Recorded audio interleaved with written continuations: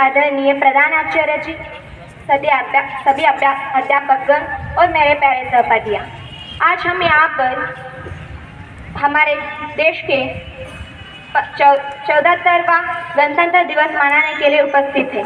मेरा नाम नम्रता मल्ला पकोटी, मैं 9वीं की कक्षा की छात्रा हूँ। सबसे पहले मैं सभी को गणतंत्र दिवस का शुभकामनाएं कहना चाहती हूँ।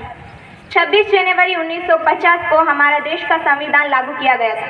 इसी उपलक्ष्य में भारत देश के प्रत्येक नागरिक के द्वारा हमारा देश का गणतंत्र दिवस बड़े उत्साह और उमंग के साथ मनाया जाता है। गणतंत्र का अर्थ है जनता के द्वारा जनता के लिए शासन।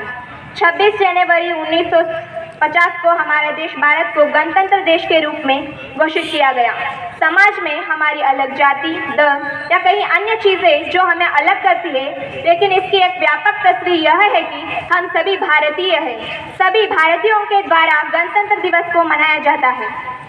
भारत देश 200 वर्षों के बाद अंग्रेजी हुकूमत से आज़ाद होने के बाद 26 जनवरी 1950 को संविधान लागू किया ताकि भारत के प्रत्येक नागरिक को अधिकार प्राप्त हो सके और संविधान में कानून नियम बनाए गए। भारतीय संविधान को निर्माण के लिए डॉक्टर बाबा साहेब अम्बेडकर की अध्यक्षता में प्रारूप समिति गठित की गई।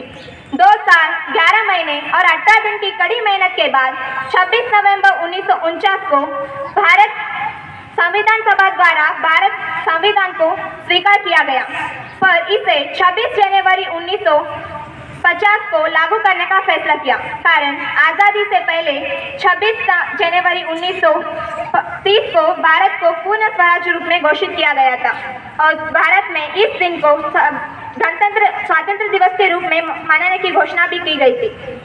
इस 26 जनवरी की स्मृति को बनाए रखने के लिए इस दिन को संविधान को लागू करने का फैसला किया।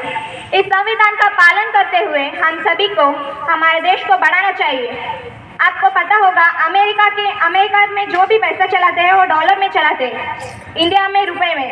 $1 = 81.58 रुपीज़ है आज के। हमें अपना देश को कितना बढ़ाना चाहिए, मतलब $1 = $100 बढ़ाना चाहिए, तभी हमारा भारत देश एक विकसित राष्ट्र होगा। इसके बारे में हमारा पूर्व दिवंगत अटल बिहारी वाजपेयी जी ने कहा था कि ए भारत कोई भूमि का टुकड़ा नहीं है, एक जीता जागता राष्ट्र पुरुष है। ए वंदन की धरती है, अभिनंदन की धरती है। ए अर्पण की भूमि है, तर्पण की भूमि है। इसकी नदी नदी हमारे लिए गंगा है, इसकी कंकड़ कंकड़ हमारे लिए शंकर है।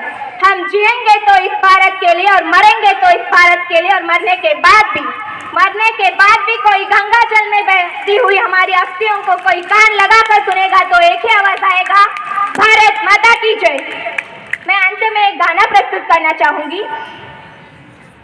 भारत देशद मಕ್ಕಳು ನಾವು, सुंदर भारत कಟ್ಟೋಣ, ಸುಮಧುರ ಕನಸಿನ ಹೂಗಳು ನಾವು, ಸುಂದರ ಭಾರತ ಕಟ್ಟೋಣ।